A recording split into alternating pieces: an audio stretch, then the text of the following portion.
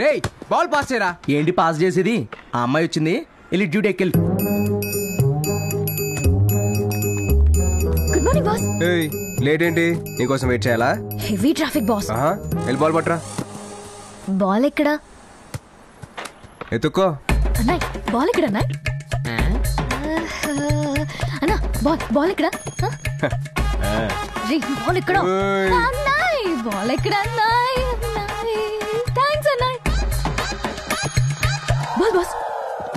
పొద్దున్న 7ంటికి రమ్మంటే వీళ్ళందరూ టీ తీసుకురాపో. Okay boss. ఏంటే డబ్బులా? నీ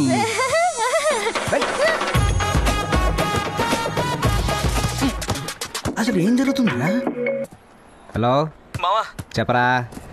మావా చెప్పాడ్రా. నా గర్ల్ ఫ్రెండ్ నన్ను వదిలేసి సింగపూర్ వెళ్ళిపోతుందిరా. వాళ్ళ కంపెనీ వాళ్ళు 5 లక్షలు శాలరీ ఎక్స్ట్రా ఇస్తానన్నారని నన్ను వదిలే వెళ్ళిపోతుందిరా. దోల్ తీరిందా? మెళ్ళో తాలి పడేరా, హ్యాపీగా ఉంటదని చెప్పాను. విన్నావా? లేదే. లివింగ్ టుగెదర్ అని ఏడ్చావు. తను నీకు రాఖీ కట్టిన చెల్లెలు కదరా. నువ్వేం చెప్పినా ఏంటిది, నువ్వేం చేస్తావు తెలీదు. తను సింగపూర్ వెళ్ళకూడదురా అంతే. ఇంత సడన్ గా చెప్తే ఎలారా? నాకు ఆఫ్టర్నూన్ సప్లై ఎగ్జామ్ ఉంది. ఆ పేపర్ నువ్వెక్కడ పాస్ అవుతారా? అక్కడ పాస్ అవ్వలేదు కాబట్టి ఇక్కడ రాసి పాస్ అవుతా. అంటే మావా నువ్వు తను ఆపకపోతే నేను పైకి పోతాను రా. ముందా ఏడు పాపు, ఏదో చేద్దాం. మీరిద్దరు కలిసి 1 గంటలో కాంటినెంటల్ హాస్పిటల్కి వచ్చేయండి. సరే మావా. అందరికి ఇచ్చావా? పండగ ఎక్కడికి బాస్? డాక్యుమెంట్ చదవమంటావా? పండగ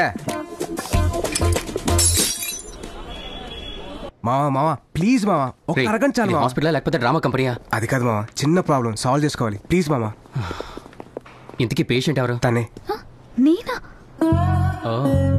డాక్టర్ సార్, వాళ్ళకి ఒక 1 అవర్ ఐసీయూ ఇచ్చి హెల్ప్ చేయండి. ఈ పనికి అసలు ఏం జరుగుతుంది? ఒక 5 minutes మాట్లాడకుండా ఉండు. వాళ్ళు వస్తున్నారా? ఇలా చూస్తుంటే ఎంత ఆనందంగా ఉందో.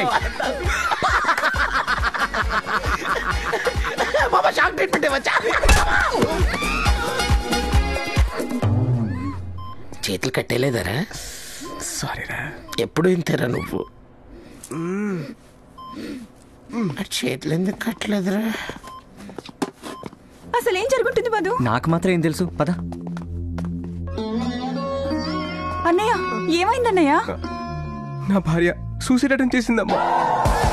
భార్యనా? నీకు పెళ్ళెప్పుడైందన్నయ్య? ఓయ్ మనలాగే లివింగ్ టుగెదర్. నువ్వు ఫ్లో కట్ చేయకు, నువ్వు చెప్పు మావా. నందు గూగుల్లో వర్క్ చేస్తుంది. ఆస్ట్రేలియా బ్రాంచ్కి వెళ్తే 1 lakh శాలరీ పెంచుతా అన్నారు. నేను వెళ్ళమని ఫోర్స్ చేశాను. దానికి నందు ఏముందో తెలుసా? 1 lakh కోసం నేను వదిలి వెళ్ళాలా? నేనంత చీప్ కాదు, నేను చాలా గౌరవమైన కుటుంబం నుంచి వచ్చానంది. 1,00,000 అక్కర్లేదురా, 5,000 ఇస్తే చాలు, నిన్ను చంపేసి ఆస్ట్రేలియా వెళ్ళిపోతా. కానీ వినకుండా తన సంతకం నేనే పెట్టి వాళ్ళ కంపెనీకి లెటర్ పంపించాను. అది తెలిసి తను సూసైడ్ అటెంప్ట్ చేసింది. ఓరి దుర్మార్గుడా. హే మామ, సిస్టర్కి ఇలాంటి ఆఫర్ వస్తే డబ్బులకి కక్కుర్తిపడి నాలాగా పంపించదురా. తను నేను వదులుకోవడం ఇష్టం లేక ఏ ఊరో వేసుకొని చచ్చిపోతుందేమో. లేదన్నయ్య, నేను కూడా గౌరవమైన కుటుంబం నుంచే వచ్చాను. నాది కూడా డబ్బు కోసం కకృతి పడే క్యారెక్టర్ కాదు. నేను సింగపూర్ వెళ్ళను. నువ్వు వెళ్ళమన్నా కూడా నేను వెళ్ళను. నా కళ్ళు తెరిపించావన్నయ్య. నేను చెప్తా కదా, నేను చెప్తాను. తను పడుకుంది, నువ్వు కూడా బాగా ఎమోషనల్ గా ఉన్నావు. రే తీసుకెళ్ళరా చెల్లెమ్ని. నువ్వు పద. యారా, సింగపూర్ ప్రోగ్రామ్ క్యాన్సిల్ అయిందిగా? వీడికెలా తెలుసు?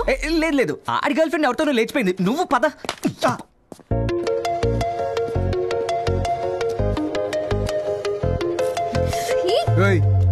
దీన్ని అడ్వాంటేజ్ గా తీసుకుని మ్యారేజ్ గీరేజ్ అని నా దగ్గరకు వచ్చి వాగేవనుకో, చంపేస్తాను. అసలు ఏమనుకుంటున్నావు నువ్వు? నేను వాడుకున్నాను కాబట్టి నచ్చితే ఇలాంటి పనులు చేయిస్తావా? అగ్రిమెంట్ ఉంది కాబట్టి సైలెంట్ గా ఉన్నాను. లేకపోతే లేకపోతేనా? లేకపోతే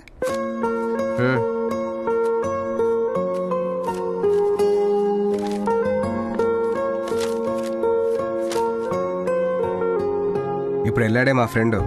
వాడికి వాడి లవ్వర్ అంటే పిచ్చి ప్రేమ. తను లేకపోతే వాడు చచ్చిపోతాడు. వాళ్ళిద్దరిని కలపాలని చెప్పి ఈ డ్రామా అంతా ఆడానే కానీ నేను హర్ట్ చేద్దామని కాదు. అసలు నేను వాడుకోవాలనుకుంటే ఆ పేపర్ మీద నాకు ఇష్టం వచ్చినట్టు రాసుకుని ఉండొచ్చు. కానీ మనసు ఒప్పలా. ఎందుకో తెలుసా? నువ్వంటే నాకు పిచ్చి ఇష్టమే. నిన్ను చూసిన రోజే నాకు ఆ ఫీలింగ్ కలిగింది. నువ్వు నన్ను బాయ్ ఫ్రెండ్గా ఉండమన్నావు, కానీ నేను నిజంగా బాయ్ ఫ్రెండ్ లాగా ఫీల్ అయ్యాను.